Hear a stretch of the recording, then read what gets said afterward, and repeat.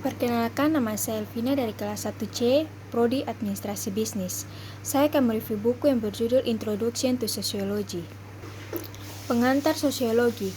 Sebuah kamus mendefinisikan sosiologi sebagai studi sistematis tentang masyarakat dan interaksi sosial. Kata sosiologi berasal dari kata Latin socius atau pendamping dan kata Yunani logos atau studi yang berarti studi tentang persahabatan. Meskipun ini adalah titik awal untuk disiplin, sosiologi sebenarnya jauh lebih kompleks. Ini menggunakan banyak metode berbeda untuk mempelajari berbagai materi pelajaran dan menerapkan studi ini ke dunia nyata. Penelitian sosiologi. Ketika sosiolog menerapkan perspektif sosiologis dan mulai mengajukan pertanyaan, tidak ada topik yang terlarang. Setiap aspek perilaku manusia adalah sumber kemungkinan penyelidikan. Sosiolog mempertanyakan dunia yang telah diciptakan dan ditinggali manusia. Mereka memperhatikan pola perilaku saat orang bergerak melalui dunia itu, menggunakan metode sosiologis dan penelitian sistematis dalam kerangka metode ilmiah dan perspektif interpretatif ilmiah. Sosiolog telah menemukan pola tempat kerja yang telah mengubah industri, pola keluarga yang telah mencerahkan orang tua, dan pola pendidikan yang telah membantu perubahan struktural di ruang kelas. Sosiolog sering memulai proses penelitian dengan mengajukan pertanyaan tentang bagaimana atau mengapa sesuatu terjadi di dunia ini. Ini kemungkinan pertanyaan unik tentang tren baru atau pertanyaan lama tentang aspek umum kehidupan. Begitu sebuah pertanyaan terbentuk, seorang sosiolog melanjutkan melalui proses mendalam untuk menjawabnya. Dalam memutuskan bagaimana merancang proses itu, peneliti dapat mengadopsi pendekatan ilmiah atau kerangka kerja interpretatif. Budaya. Meskipun masyarakat dan budaya sering digunakan secara bergantian, mereka memiliki arti yang berbeda. Masyarakat adalah sekelompok orang yang berbagi komunitas dan budaya. Budaya umumnya menggambarkan perilaku dan kepercayaan bersama orang-orang ini dan mencakup elemen material dan non-material. Pengalaman kita tentang perbedaan budaya dipengaruhi oleh etnosentrisme dan xenosentrisme kita. Sosiolog mencoba mempraktikkan relativisme budaya. Masyarakat dan interaksi sosial. Masyarakat diklasifikasikan menurut perkembangan dan penggunaan teknologinya. Untuk sebagian besar sejarah manusia, orang hidup dalam masyarakat praindustri yang dicirikan oleh teknologi yang terbatas dan produksi barang yang rendah.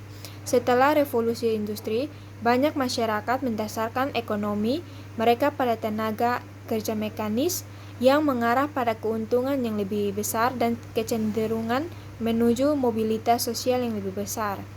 Pada pergantian milenium baru, tipe masyarakat baru muncul.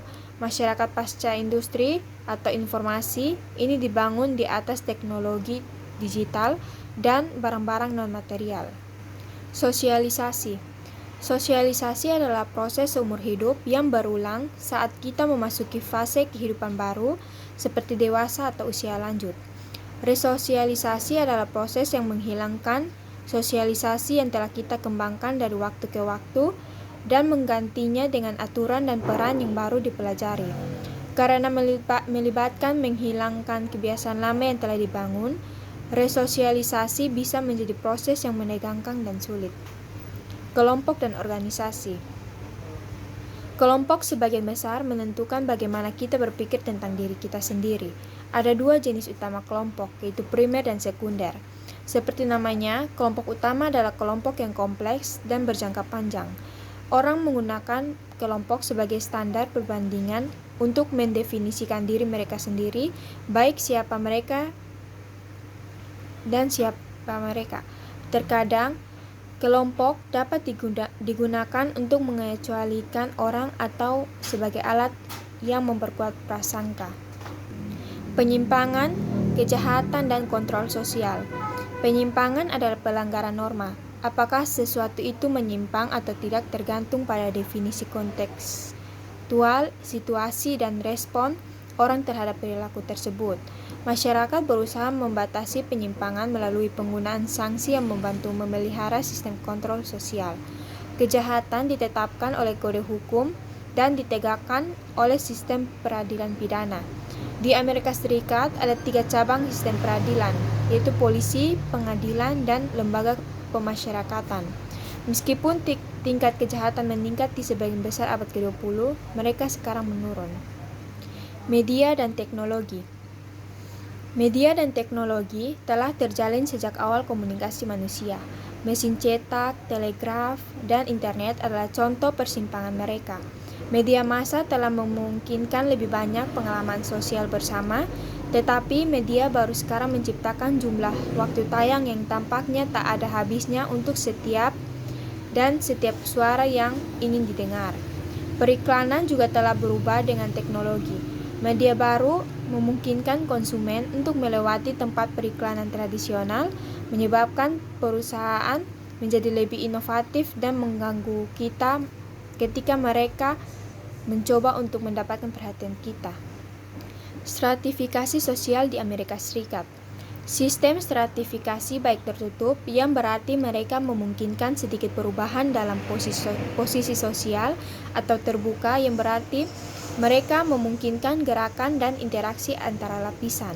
Sistem kasta adalah sistem di mana status sosial didasarkan pada status atau kelahiran. Sistem kelas terbuka dengan prestasi memainkan peran dalam posisi sosial.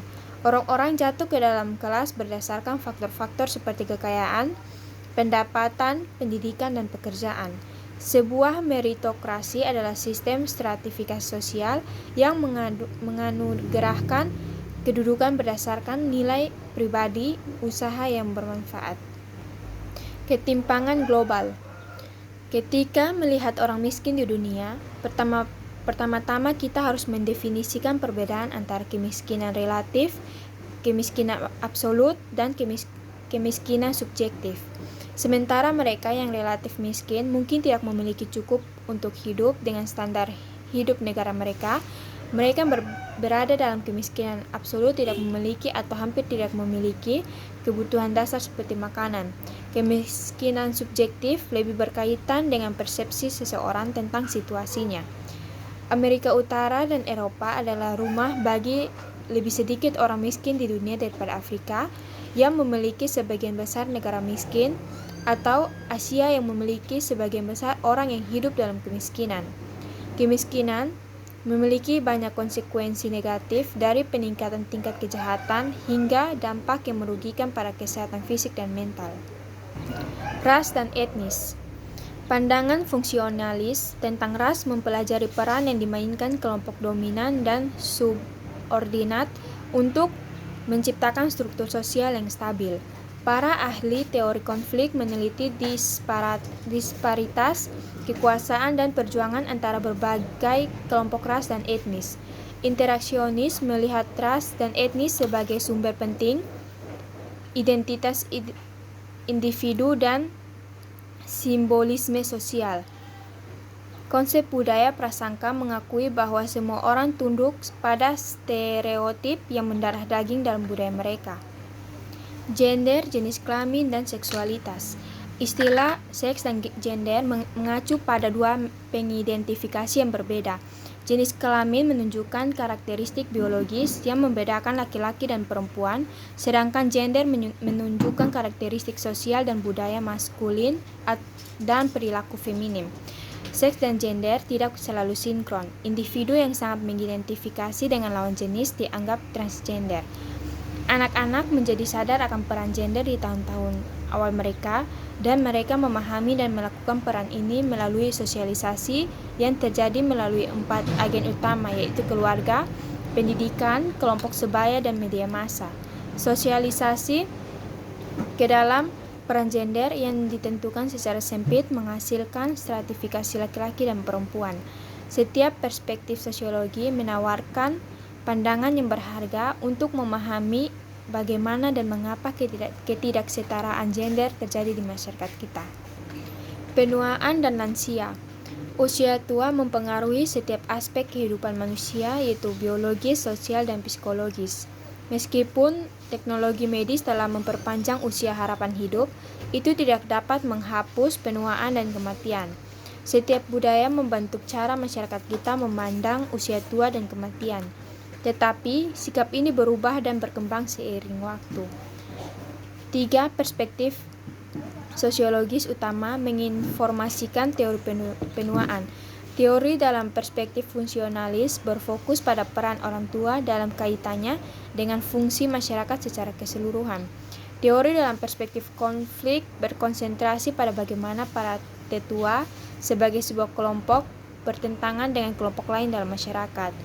Dan teori dalam perspektif interaksionis simbolik fokus pada bagaimana identitas orang tua diciptakan melalui interaksi mereka. Sekian dan terima kasih.